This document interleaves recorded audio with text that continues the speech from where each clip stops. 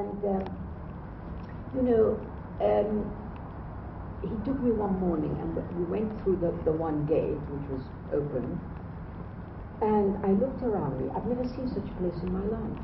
The wall was everywhere. You couldn't get away from it, because if you looked up into the sky, you could hardly see it because of the wall. If you walked along any road in Qalqilia, you came up against the wall. Not a single place could you avoid it. And it was so high and grey and unforgiving in a way, I was totally horrified, really. And these poor people are totally in a trap. They're just in a little prison within this town, which had been agricultural, done nobody any harm, but because it was ringed by 9 settlements when I saw it, which settlements, of course, had stolen the agricultural land and the water. Qalqilia is situated on top of a very big West Bank aquifer, which the Israeli settlers have taken over. Because they ring the town, they can't allow the settlers to be distressed by the sight of Palestinians. So they cage them in so as not to disturb the settlers, because, in their view, Palestinians are marauding killers, and they kill you as soon as they look at you. Anyway, so there we are. I really hope when and if you read it, you won't get so depressed that you'll think, oh God, it's all quite hopeless. But I tried to give a picture as fairly as I could of a reality, which is a reality. It's no good pretending it isn't. And it's no good behaving like an NGO or like these international agencies based in Ramallah, who try to make out, and I think they're criminal, make out to these poor people that everything's great and we have to build a state and the state is around the corner. It's a complete lie. So anyway, there we are. That's the book. I'm happy to answer any questions if you have any. The National Lobby of Parliament. As you know, normally the National Lobby of Parliament is in November. We might still have one in November, but we felt that after the election it was important to go and meet the MPs who received the tens of thousands of emails in the run-up to the election, those who were involved in voting for or not voting for, recognition and so on, to say, okay, you're elected now we want to see some action. You've got to live up to the promises if you promise to be supportive of this, that or the other. So it's important, please, that if you can, and I know it's a working day, that you attend the lobby and contact your MP. It's really very, very important. That's the 23rd of June from memory. And then on the 4th of July, there's a trade union conference that PSC is holding. So again, if you're members of trade unions, that would be an appropriate one to consider going to share again experiences, see where we are heading and the role the trade unions will be playing. Just more strategically, if you like, in PSC, we've been looking after the election about the strategy in terms of the political parties. We're going to have a Conservative Party for the next 5 years, and therefore we can't be shy about saying we've got to make inroads into the Conservatives about Palestine. We can't hang around and say, well, maybe there will be a more favourable government in the future, and therefore we just continue to do what we do. So we're very much exploring ways of getting in a far stronger way. The Conservatives have a very strong Friends of Israel group, but they don't have a Friends of Palestine group. They say there's or those sympathetic MPs, in fact, say there's the Middle East Council in the Conservative Party, which is the host, if you like, for where we might be able to make friends. But we're going to push and see what other opportunities we can create, because I think it will be about being really creative about how we get in. Because quite a few Conservatives said some, very helpful things in the run-up after Gaza and in the run-up to the elections, and there is a change, and we've got to capitalise on it and so on. There's also, of course, the 56 SNP MPs who are a bloc. There's no Liberal Democratic bloc anymore, but they are. And again, how we engage with them. PSC geographically in Scotland doesn't have a very strong presence. But clearly these MPs are in London, and we've got to work with them and see how we, and a lot of them are sympathetic to the Palestinian cause in a much bigger way than others. So we're considering ways of bringing them into the fold, if you like, and on board, and how we do that working with our colleagues in Scotland. One of the things I think that changed significantly last year and is a step change is the use of social media. That campaigning has changed. So we'd all love to see rooms packed of people, not just this event but other events. But people are getting their information quite in many ways through the internet, through Facebook, through Twitter, and they're interacting, they're retweeting, they're writing, they're doing all sorts of things. So things have changed in the way that campaigning works, and we have to work with them. The NUT has done some great things. The National Union of Teachers. They've got it's EduFacts. Yeah. They're creating a number of short videos telling experiences of youngsters in, particularly in Hebron and the West Bank and so on, which will be available as a resource to use for teachers to talk about the issues and so on. And that's something that is that's useful, and that PSC is very much also involved in. Last year, going back to the social media issue, at its peak, we had something like 14 million hits to the PSC Facebook page. I mean, that's the kind of reach that now you have, and it's actually it's not been sustained at that level, obviously, because crises and emergencies change things, but it just shows you the sort of reach we have and can have, that we can get the message out there about the injustice and how we can work to end it. So I'm sorry I have to interrupt your thoughts about what Ghada was saying, but one thing I'll just, from a personal point of view, people always ask whether we're a one-stater or a two-stater. My own position is simple. I'm for the right of return to one state, 2, 3, 4, 5, 10, I don't care. People have the right to return to their homes. That's how I see it.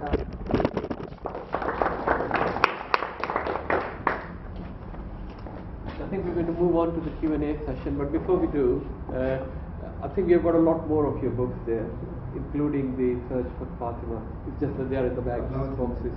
Because there's a chance to get them signed. I think you're signed, and they're actually, we're giving a slight discount as well. So buy some afterwards. And there is also the thing on the BDS, which is a very useful piece of information as to how you can discuss BDS and put the issues forward in terms of confronting people who are actually opposing it as well. It's only £3, could be worth a buy.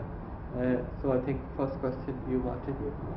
The divisions and the rivalries and even the sectarian arguments that develop, that you referred to, at least obliquely in your first quote from your book, have been developed and reinforced, particularly by the Israelis, haven't they, as a central mechanism for keeping control, and supported by the Americans, as we know. But I just ask for your thoughts with the collapse of even a pretense of a peace process. There appears to be some shifts. We have a small friendship group in Warsaw, just outside Birmingham, linked with a small place north of Ramallah, Kobar. And the last time we went, there was obviously some sort of rapprochement between the various groups. Now, it was before things had moved on to the stage we have, but basically Hamas was speaking at a rally, not under that name, whereas previously, as we know, they weren't allowed to organise in the West Bank at all, were they? Not formally speaking, anyway. And there was a sort of shift in mood there. And then I wonder, connecting that to your earlier remarks, part of the process of the collapse of even pretending it's a peace process has been this application to the UN for recognition and taking part in all the international bodies and perhaps going to the International Criminal Court. I mean, is it your view that that is misplaced, or do you think it's reasonable to continue with that strategy, which after all de facto recognises there is some sort of pseudo-state at least? Or is it reasonable to have a twin track, which seemed to me to be the case? I mean, while absolutely the whole land is Palestine, maybe tactically it's useful to do some of these things, and if it's bringing some of the factions together, at least formally speaking, perhaps that's helpful. I don't know. Well, what does it look like? you brought up some really important points.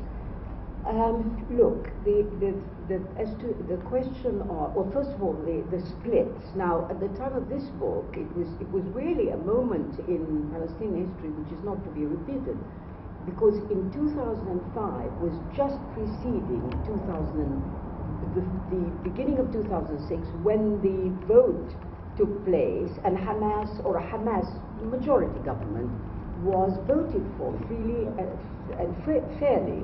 But here, we've still got the dying days of the Fatah-dominated PA, in which Hamas, was ignored or neglected.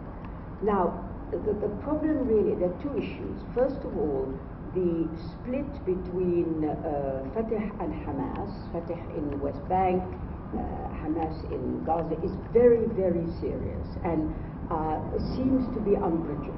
We really have to face that, because there is even talk that Hamas in Gaza would be agreeable to making Gaza a state, a little state, ruled by them in return. And this is something Israel has been considering and trying to offer them, i.e. they would be an enclave, they would have nothing to do with the rest of the Palestinian areas, and maybe Israel would be willing for an airport or a seaport to be built in Gaza. That's the bribe, in return for them, Now, so you're talking about quite a serious situation here.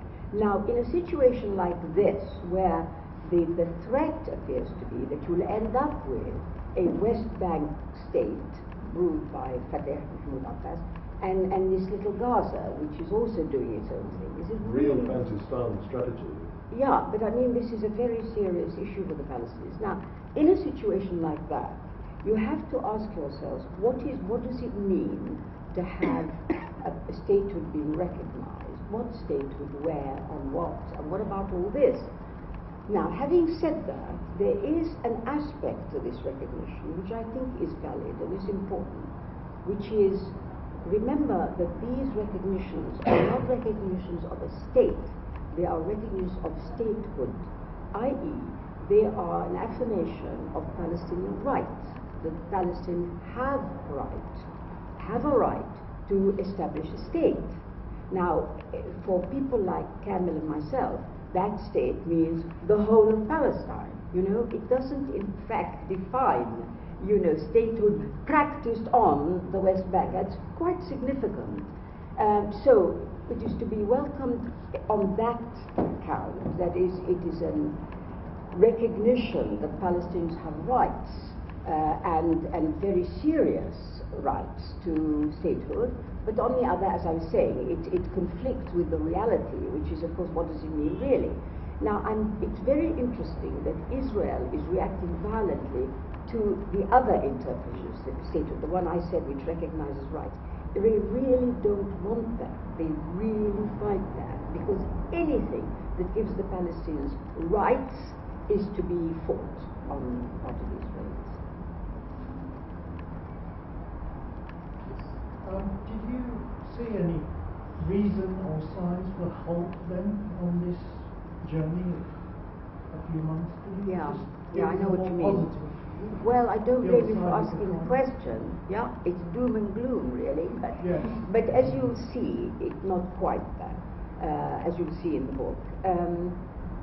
I have to tell you, I'm pessimistic in the short term. I think it would be self-delusion to say that, we can look to something quite soon. I don't think so. And there's a very good reason for that, you see, which is going to, I hope I remember before we wind up, I want to put a message to you as activists. Anyway, having said that, in the long term, I am optimistic, simply for a very good reason. However maybe incompetent or divided, whatever the Palestinian side is, the Israeli project is cannot be sustained. It's unsustainable because it has so many things that need to be done to keep it going. Unstinting American support, unstinting world support, money pouring in, everybody allowed to Israel to do what it likes, Arab weakness. There are all these factors which you've got to keep in place, otherwise the whole thing will collapse. So that's my answer to you. Jared? I'm not quite sure whether I've got a question, but I've been there twice. So in 2009, there was a very different Israeli attitude in that all border crossings, they were, but in 2013, they were all beams and smiles. So there's different ways of doing things that I thought was very apparent, and I can't remember what else I was going to say. But one of the things I put my hand up for, I want to know whether Tony Blair's given up his palace in Israel. Oh, and the other thing that Israel was having problems with at the time when we were there were the Hasidic Jews who didn't want to join the army. So, what's your question? I can't remember. About Tony Blair, you were asking. Yeah. Yes, Tony Blair's told it got rid of his. He's got a palace. I'm not aware of a palace. I know The American colony. Yeah, wasn't exactly. Exactly. He's got a suite. but if he's given up his role Yeah, in of Israel, course. do you know if he's given up his house? Yes, he has, because Right. it belonged to him. It's part of a hotel, for which he was, the hotel was being paid to house him. No, of course, that's all. Yes, anybody else? Yep. I mean, I agree that dispossession and the right of return and the question is Palestine as a whole entity and it's central to the Palestinian cause, but the thing that I find when you debate Zionists they have most difficulty with is actually talking about the rights and conditions of the Arab or Israelis, being systematically discriminated in second-class citizens, which is much more horrible there. I'd just be interested to know, you talked about experiences of going to the West Bank. Did you actually go into the Arab communities inside Israel and see their experience? I'd be very interested in any details on that. I'm just thinking, particularly the statement that, I don't know whether it's absolutely true, but there are certain parts of Israel which Arabs are not allowed to live. They have discrimination on education funding, job discrimination. And just quite quickly on this question of the SNP, I was at a meeting at the Stop the War Coalition National Conference, and it was very interesting to meet the Scottish CND. And obviously they got a great boost from the fact that the government was going to power and also a massive electoral mandate for a party very hostile to nuclear weapons. And Alex Salmond made a very impressive speech in Parliament about Iraq and how Charles Kennedy was right, and even people like John Prescott, the former Deputy Prime Minister running the war in 2005, think that it was a wrong debate. I mean, very interested in your experience inside the borders of Israel. This book does not go into that. This book is very much focused on the Palestinian experience under Israeli occupation. It doesn't go into that. But In Search of Fatima does. There is quite a bit in there of my going round the Israeli areas and so on. So that's in that book, not in this one. I think John Carter was something about the Arabs. But what I wanted to ask about is that within Israel itself, there are many dissident Jews, not as many as one would want, but there are. Do you see any possibility of working with them in any way, or is there any think that can be done to support them, because they are obviously treated as pariahs in their own communities. But I think these Jews are often forgotten, who struggle alongside Palestinians, and some of them signed some checkpoints, I believe, and actually active observers to the peace and treatment. Yeah, what you're calling dissident Israelis. No, I know, no, I understand, it's a good description. Yes, there is a very small number of these, and so we mustn't forget that. And the problem is that in amongst them there is a kind of spectrum of Zionists, soft Zionists, liberal Zionists, and a tiny number who are with Palestinians in wanting a one state. They are tiny. The rest are very sympathetic to the Palestinian aspirations, but very much in terms of having their own state, that they've got a right to their own state, and Israel has no right to oppress them, and this kind of thing. So I'm afraid that the dissidency in Israel, in theory, is a very correct and good one for Palestinians to work with. In practice, it is less than it seems. Yes, I'll come back to you. Can I just make one point? I've got two questions. One is just a bit of information, but Ben White has also written a book quite recently about Palestinians within the Green Line. And I mean, the situation is bad there, but it's not actually as bad as in the occupied territories. It's hard to be worse than the situation in Gaza.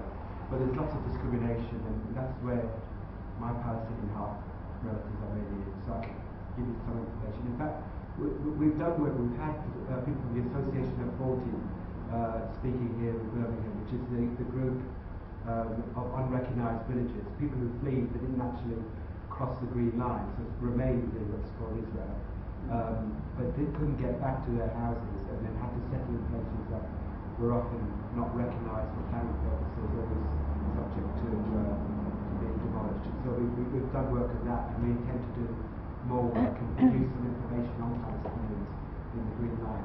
But in terms of the two questions, the first one is around how we can take the argument for the right of return forward.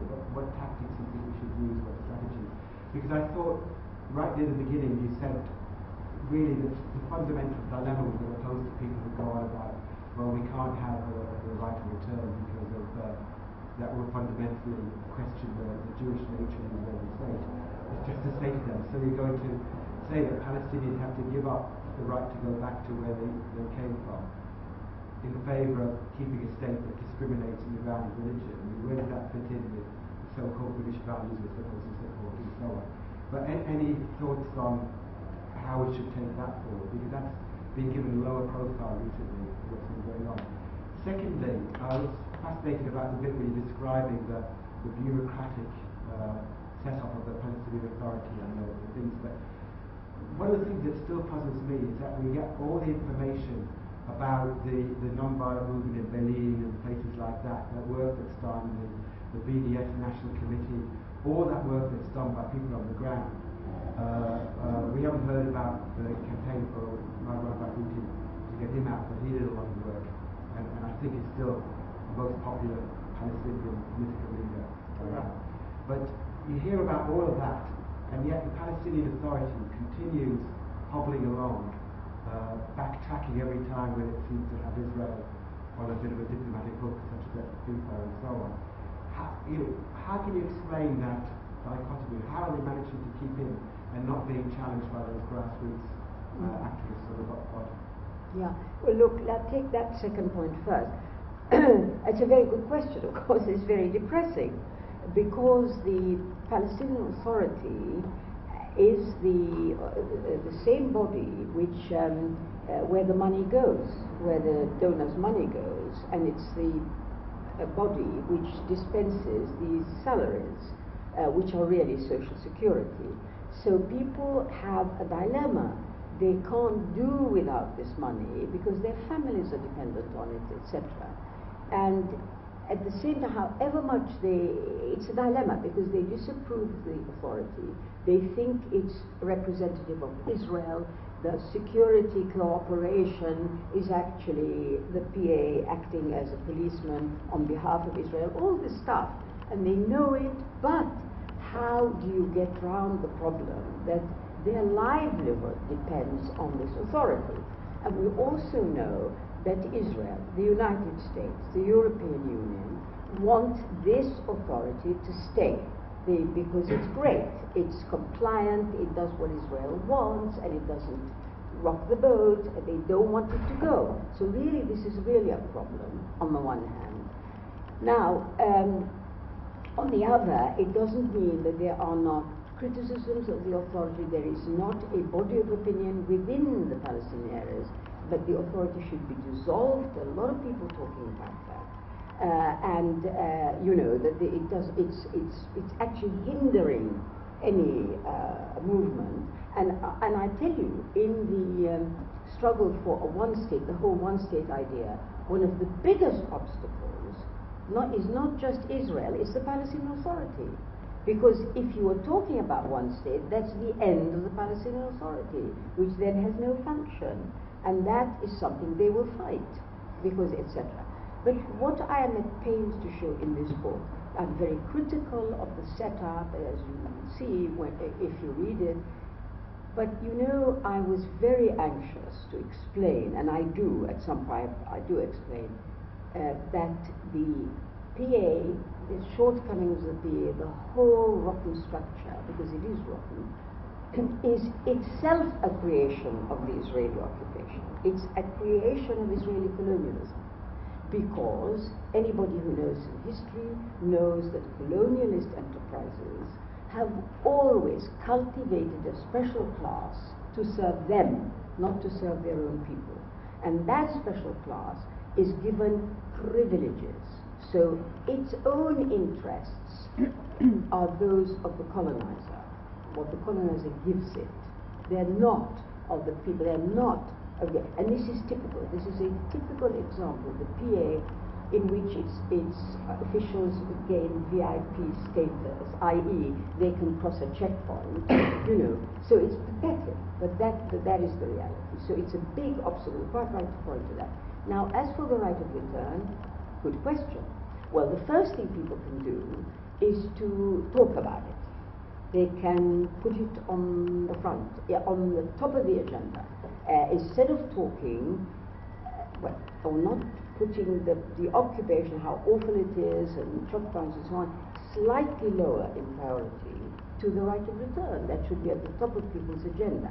However, having said that, we immediately come up against a problem which PSC suffers from, which many solidarity groups in the Palestinians suffer from, which is that they can't really confront what this means. So if you support the right of return, what does it mean? As you pointed out, it means the end of Israel as a Jewish state. It means the end of Zionism.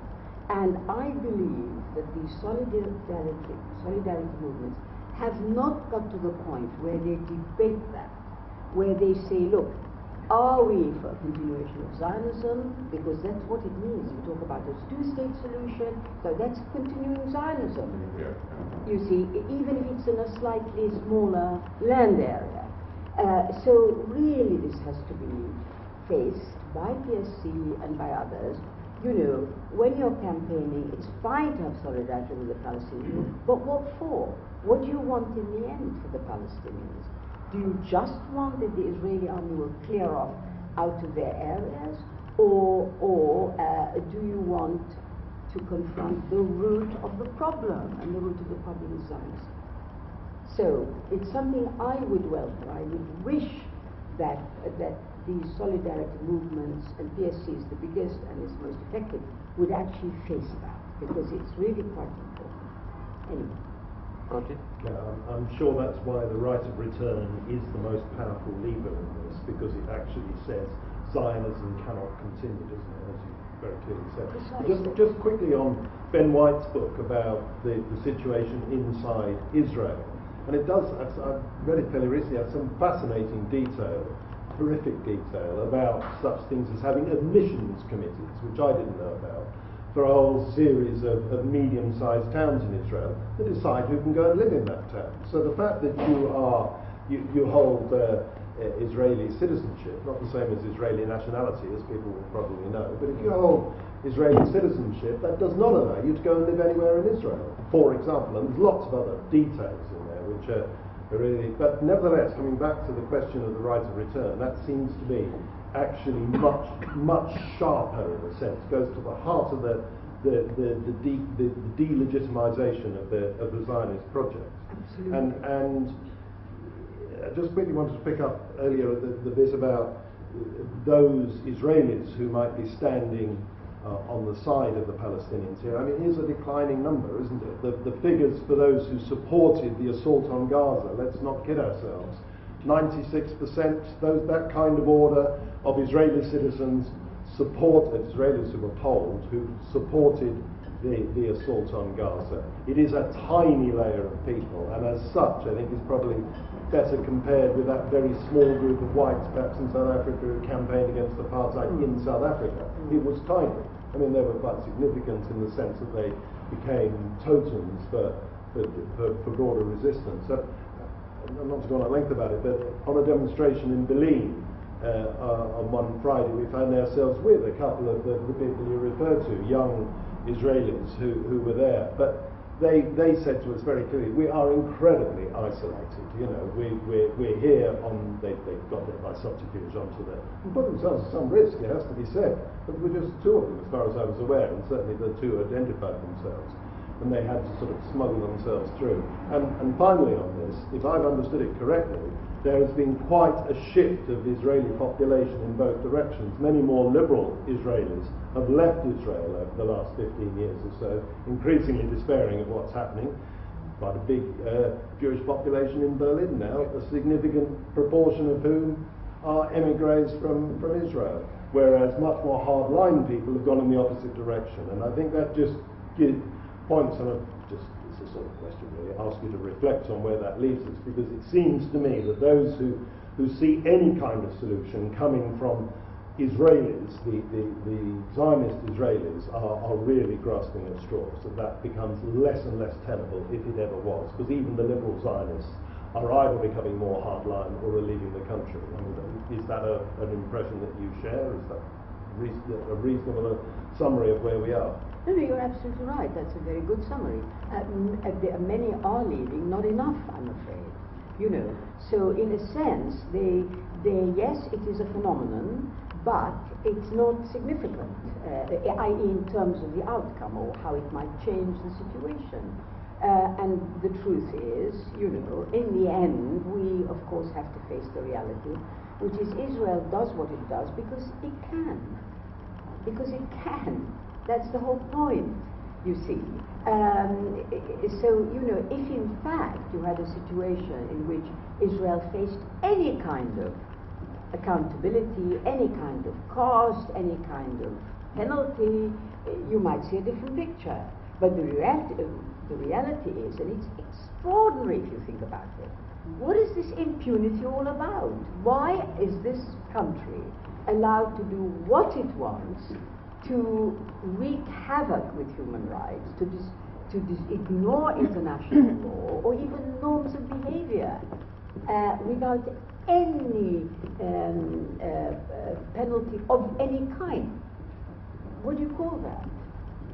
Anyway, so I wanted really, in conclusion, if I may, to sort of put out a message for you as activists, which is to say really that the question of Israeli impunity, the reason I mention it everywhere I go, is a pointer to the fact that the thing that needs to be attacked is Israeli impunity. That's the thing. And countries like this one, like the European Union, are complicit in this impunity. And why are they doing it? What's going on? Anyhow, I wanted to commend, as if you weren't convinced anyway, of the BDS campaign. To me, the BDS campaign is the most important that I have witnessed in many years of activism. It's an absolutely terrific tool, and that's why I urge you all to support it, expand it, develop it. And why do I say that? Because it's the one campaign, in my view, which is attacking Israel, not a campaign which supports the Palestinians. Now, it's very nice to support the Palestinians, it's very good, but what the Palestinians need more than anything is Israel to get off their necks, to get out of their lives. That's what they want, and the help they want from people outside is that they should work on Israel. And don't misunderstand, I'm not belittling any of the efforts of supporting the Palestinians, of helping with the olive harvest, all this stuff, but don't forget, everything has to be in proportion.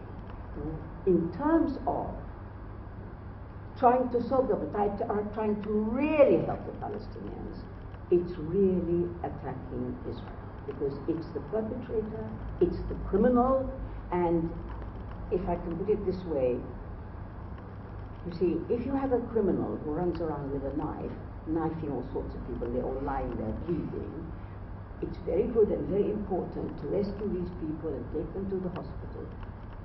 But don't forget, the maniac is still running around with a knife. So what do you do logically? You arrest the maniac. You stop the maniac. That's what happens. So that's what I'm saying. I'm urging more focus on the perpetrator and less proportionately concern with the Palestinians as porcines and victims and so on. If I haven't offended anybody, I don't mean, please don't misunderstand, I don't mean all your efforts shouldn't, of course not, but bear in mind, that's why BDS so impresses me, because it's a very effective, painless, peaceful, civil society way of attacking Israel. And the proof of its effectiveness, if you needed any, and I'm sure you're aware of it, is Israeli fury at what's happening, and the Israeli massive attempts to fight BDS. And you talked about, Chris talked about, somebody talked about it, T-tip as they call it, is dreadful treaty. That's one. But you know, there is a whole department in the Israeli government devoted to fighting BDS. There are huge campaigns in the United States by the Zionists to name people who are active in BDS so that they never get employment. Why all this? Answer, because it really works. It's effective. So I urge you to develop, expand, enlarge the BDS movement, and always remember it's Israel that has to be in your sights. Thank you. Thank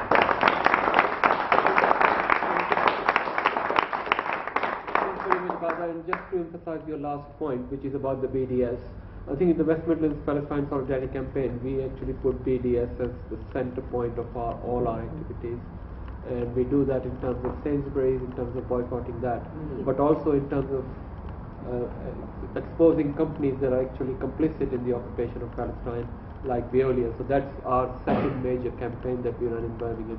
And I think that has been having some success because Veolia keep saying that they're going to divest from Israel, and that's affecting it. And I think last week, again, there were several things that happened that actually pinpointed the vulnerability of Israel in terms of BDS.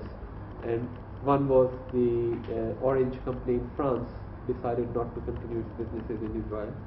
Now that is a positive step, and I think both Netanyahu and the President of Israel actually made statements on that, demanding that the French President and the French Prime Minister condemn this, but that hasn't happened yet, although the Foreign Minister has said something. The other thing is also that they have actually, as Ghada said, they've started a special website in the United States which is actually naming people who are actually promoting BDS so that they don't get jobs. And Israel actually debated the whole issue in the Knesset. So that is also showing the impact that the BDS is having. But in terms of our next major activity that we are planning is also the supply of arms to Israel. And as I think Chris pointed out, We've got Albert in the West Midlands. We're going to be protesting outside Albert on the 6th of July. And people from West Midlands have got a special duty to be there early in the morning before the workers go in. We're going to be arranging a minibus from here, and if we need to arrange a coach, we will do that as well. That will probably have to leave fairly early to get to Shenstone, and people from other parts of the West Midlands can do the same, and we will help in that as well. The event is supposed to be a whole day event because it's a national event outside Albert, and people will be coming from different parts of the country, so I'll urge you all to join. Finally, if you want to hear more information about what's going on in the West Midlands, go to our website and register yourself as a volunteer, and you will get an email on a regular basis of all the activities that are going around in the West Midlands. And if you want to promote your activities through that channel, email it to me, and I'll put that on the website and also on the email newsletter that we send out. So once again, thank you very much for coming. We had a very busy week, and also there are books available both In Search of Fatima and The Return, and I'm sure Radha would willingly sign those books for you. And we've got, I think we've probably got 30 or 20 of each book, so we've got plenty of the books there. And also there's a booklet of the BDS, which again Ghada said is the most significant thing that we could be doing. And that book, I have read some bits of it. It's very, very useful in organizing boycotts, divestments and sanctions campaigns in your universities, in your colleges, at your places of work, and in the cities and towns you live in. So thank you very much. Thank you. Yourself. This is a good chance to buy the birthday present.